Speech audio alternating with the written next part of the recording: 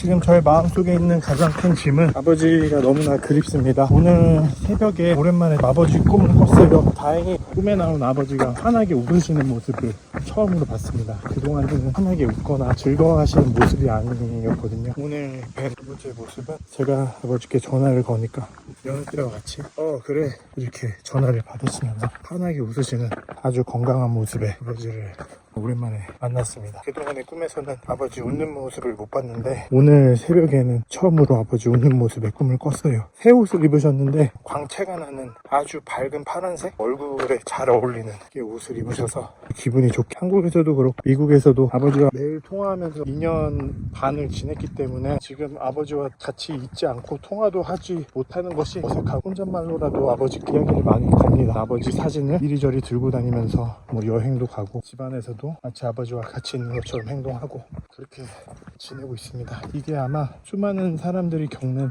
사랑하는 가족과의 이별이 아닐까 생각합니다. 이별은 너무 무거운 것 같아요. 한 가지 희망을 가지는 것은 제가 믿고 있는 성경에서는 인간이 영원한 존재라고 말을 하거든요. 세상을 떠나더라도 영원한 이별이 아니고 잠시 잠드는 것이라고 표현합니다. 죽음이라는 것을 이별이나 끝으로 표현하지 않고 잠시 잠들었다라고 이야기하고 언제 일어나느냐, 예수님께서 다시 오실 때 모든 죽었던 사람들이 그 육체들이 다시 살아난다고 되어 있거든요. 그리고 나서 새로 입은 육체로 영원히 살아가는 거죠.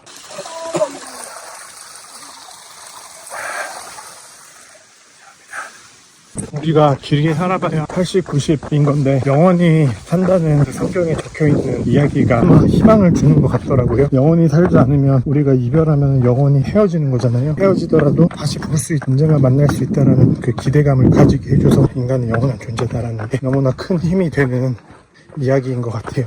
인간이 영원하다는 이야기가 뇌과학과 또 심리학, 인지과학, 양자물리학 등 최근 연구들에 따르면 인간의 의식이 영원하다는 것이 과학적으로 증명돼서 최신 과학 논문들에 실리기도 하거든요. 그 대표적인 예가 임사체험이라고 하는 건데 거의 죽었다가 살아나신 분들 있잖아요. 자기 의식은 살아있고 몸은 잠시 생명을 멈춘 상태를 기억하는 거 아시죠?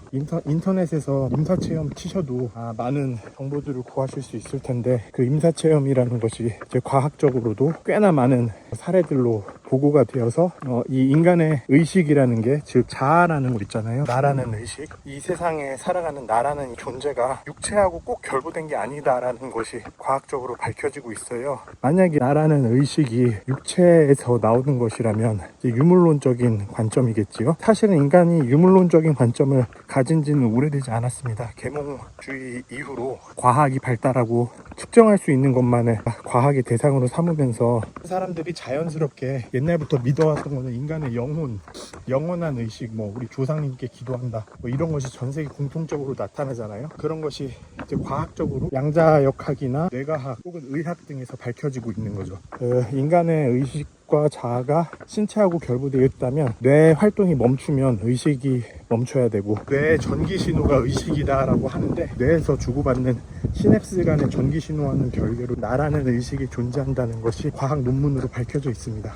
무슨 이야기냐, 뇌가 멈춰도 나라는 의식이 존재한다는 거예요. 의식은 이 육체 몸하고 연결되어 있지는 않지만 존재한다는 겁니다. 대표적인 예가 스웨덴의 천재 과학자인 스베덴보리라는 사람이 있습니다. 칸트와 같은 시대의 사람인데 그야말로 과학을 집대성한 전 세계에서 손꼽히는 천재인데요. 이 사람이 과학 연구를 하다가 어느 날 영원한 세계를 볼 수 있는 능력을 얻게 되었다고 해요. 그래서 그 사람이 자신의 의식, 육체를 떠나서 자유롭게 여행하는 경험들을 하게 됩니다. 영원한 세계를 갔다 오고 하는 기록들이 우리나라에도 일부 소개돼 있고 스웨덴과 영국을 중심으로 널리 알려져 있는 내용인데, 헬렌 켈러 아시죠? 헬렌 켈러 같은 경우 신체 여러 가지 장애로 인해가지고 희망을 가지고 있기 좀 힘든 삶이었는데 그분이 스웨덴보리의 책을 읽고서 희망을 얻었다고 합니다. 이렇게 임사체험이나 죽음을 경험하거나 특별한 능력을 얻게 돼서 스웨덴보리처럼 원한 의식 세계를 직접 통제할 수 있게 되는 경우 외에도 양자 물리학이나 뇌과학, 의학, 또 제가 연구하고 있는 심리학 분야에서도 인간이 경험하는 이 현실이라는 것이 오히려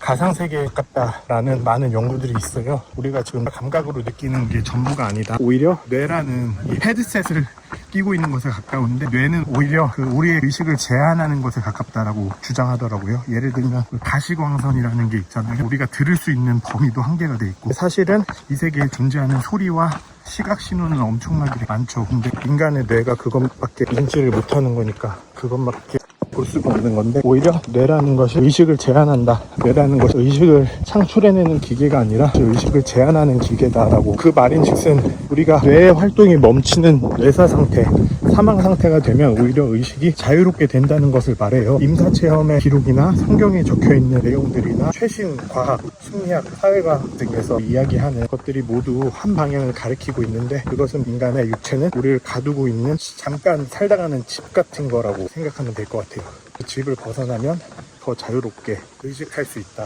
인간의 의식은 영원하다. 그 의식은 지금 육체와 결부되어 있지만 어느 순간은 이 육체와의 결합이 끝나고 자유롭게 된다. 성경에 따르면 그 인간의 의식은 낙원에서, 파라다이스에서 행복하게 지내거나 음부, 하데스라는 곳에서 고통받으면서 지내거나 하다가 예수님이 하늘에서 이 땅에 내려오실 때 모든 육체들이 다시 살아난다.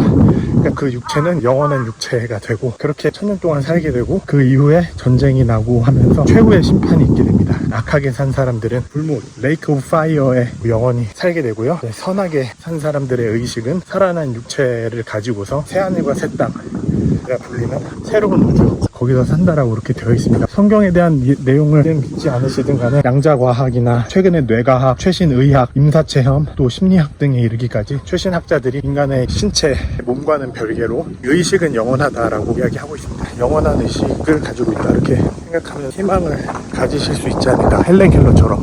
헬렌 켈러가 그러했듯이. 자, 이제 다 내려왔습니다. 한라산 국립공원 올라갔다가 다 내려왔습니다. 아, 이제는 CP2로 갑니다. 결승선까지 달려보겠습니다.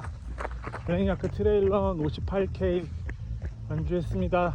완주 완주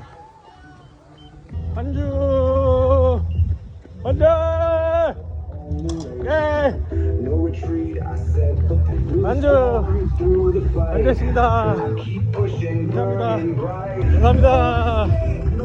완주했습니다. 성공적으로 완주했습니다. 안녕하세요. 감사합니다. 메달하고 자켓 받았습니다. 블랙야크 트레일런 50K 제주 2026년 완주했습니다. 90km 경기는 세 번째입니다. 트랜스 제주 첫 번째, 그라인드 스톤 미국에서 두 번째, 다시 제주에서 블랙야크 트레일런 세 번째 완주했습니다. 여러분도 할 수 있습니다. 우와, 짱이다. 감사합니다. 고맙습니다. 너무 감사합니다. 제 기록이 새겨졌습니다.